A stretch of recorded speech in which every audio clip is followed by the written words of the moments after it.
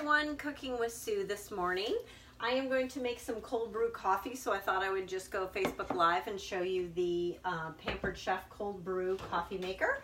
It's pretty fabulous. You've got a silicone holder here so that if you're doing hot or cold tea, it's easy to pull in and out of the fridge or to lift up without slipping on the glass. It has an insert here where it's got a super duper fine filter, and this is what makes cold brew coffee so great. So what we're going to do is we're going to fill this part up with coffee. I already pulled some out here. I think I should probably do it over a bowl because we might be making a mess. I guess I should have just scooped this right into my coffee container. But you're going to fill up the filter with coffee. So it's about a half a cup of coffee, I would say.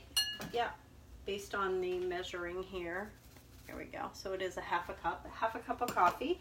And you're going to just put the filter piece on top, stick it right in here, and then you're just going to take some cold water.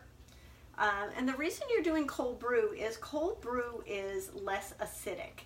So the heat, when it hits the coffee beans, will produce an acidic flavor to it, but cold brew will be like super smooth. So this pot will actually save you money. If you use cold brew like twice a week, you're gonna save so much money with this. So I'm gonna fill it up, let it seep a little bit, and then I'm sticking it in my fridge overnight, and tomorrow I will have another whole pot of cold brew coffee. Now, there's also great ways that you can flavor it with caramel or hazelnut, etc. And I'll post some recipes for that. But here is our cold brew. That's going in the fridge.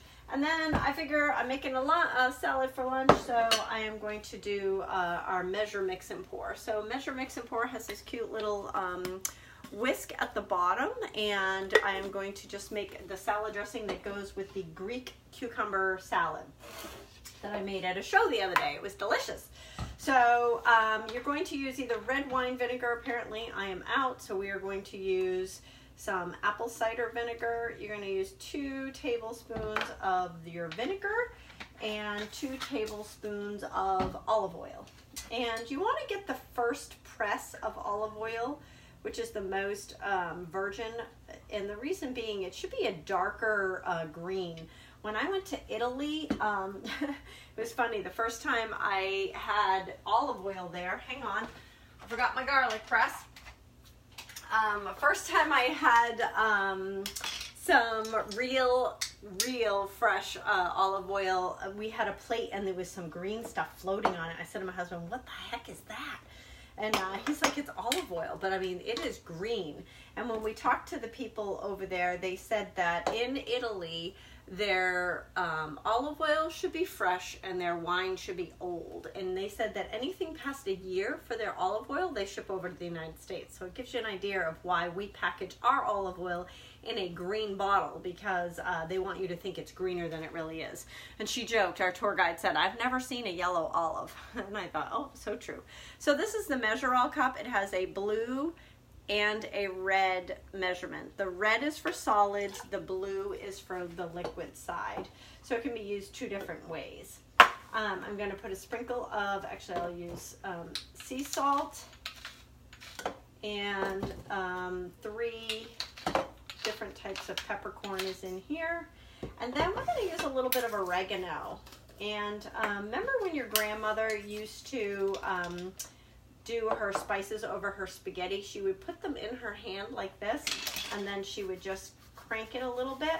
That actually releases the oils that are in the leaves, which make it a little bit more potent.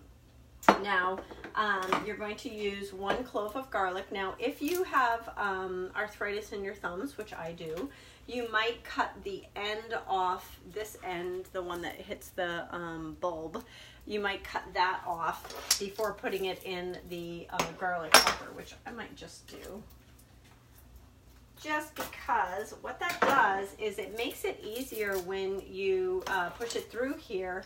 It just goes through so much easier. So ready, set, and you got to aim, because see how much garlic comes shooting out?